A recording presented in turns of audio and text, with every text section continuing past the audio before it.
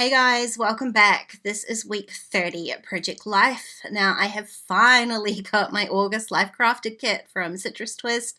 The mail gods finally delivered it to me, so I am digging in this week. Now, as usual, I have started with my photos.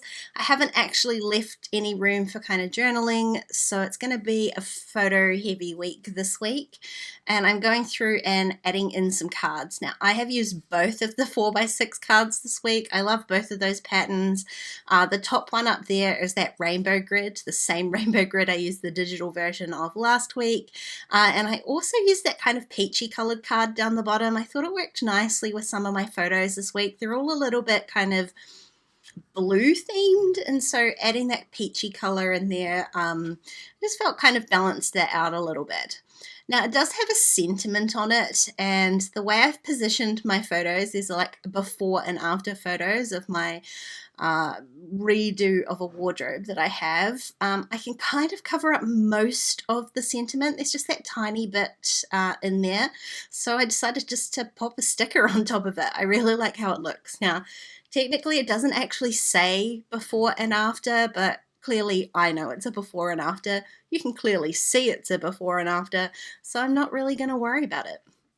Now, I am going through all of the die cuts. I say all of, again, all of, there's always millions in these packets. So it does take me a little while just to kind of sort through them. I do go through them like one by one and just place things onto the layout and see whether I like them. I definitely don't end up using all of these, but at least if I can kind of like shuffle them around and just kind of cull it down a little bit, then I've got a better idea of what I've got to work with. Obviously, getting a brand new kit like this can be a little bit overwhelming because there is so much good stuff in there, especially if it's been a few weeks since you've had something to work with like me. So I am a little bit decision fatigued with this week's layout, so I'm just working one card at a time and I'll get there eventually.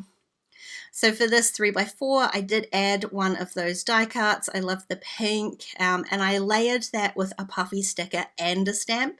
The stamp is a little bit difficult to see. I stamped it straight onto my photo there, so it becomes more of a texture rather than a sort of statement word, and I kind of actually really like it. It lets that die cut really stand out. My smaller photoed 3x4 there, I just added a die cut straight on top of it. That Oh Hey one, I loved it. It was perfect for that photo, fit perfectly, was the perfect color. That was all it needed. So I just stuck the photo down and added that die cut. This one, it takes me a little bit longer to kind of work out what I want to do with it. I loved this wreath, this sort of leaf wreath, and the colors worked really pretty for this photo as well. I just wasn't sure what I was going to put inside it, so I kind of played around with stickers, and you can see me auditioning stamps on and off. In the end, I'm going to use this little sentiment stamp. It didn't quite fit, so instead of cutting the stamp apart, which I'm usually happy to do, I decided just to partially ink it. It was a really easy one just to partially ink. It says wild and beautiful, and I just stacked the two halves on top of each other so that it fit inside the wreath.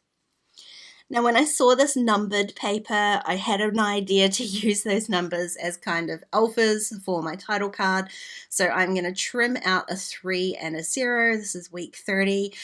Trim those out. Obviously, the white on this grid didn't stand out particularly well, so I'm going to use this other coral colored paper that's in the kit. It's got a tiny little kind of random pink polka dot on it. I love it. It's definitely my favorite paper in the whole kit.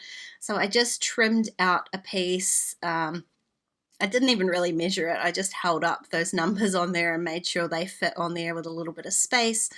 And I'm gonna create kind of like a tag with my title on it. So I'm adding a label from the cut apart label sheet. I just am double checking that I like how that looks and I'm good with it. So I'm gonna start sticking stuff down. I'm just gonna add that coral paper. I did turn the card around so that it's sitting on top of the blue part of the card rather than the pink. It's a tiny little detail, but I felt like it made sort of quite a big difference with the contrast. Then I added my label, and I just stitched the numbers down. I kind of liked the texture.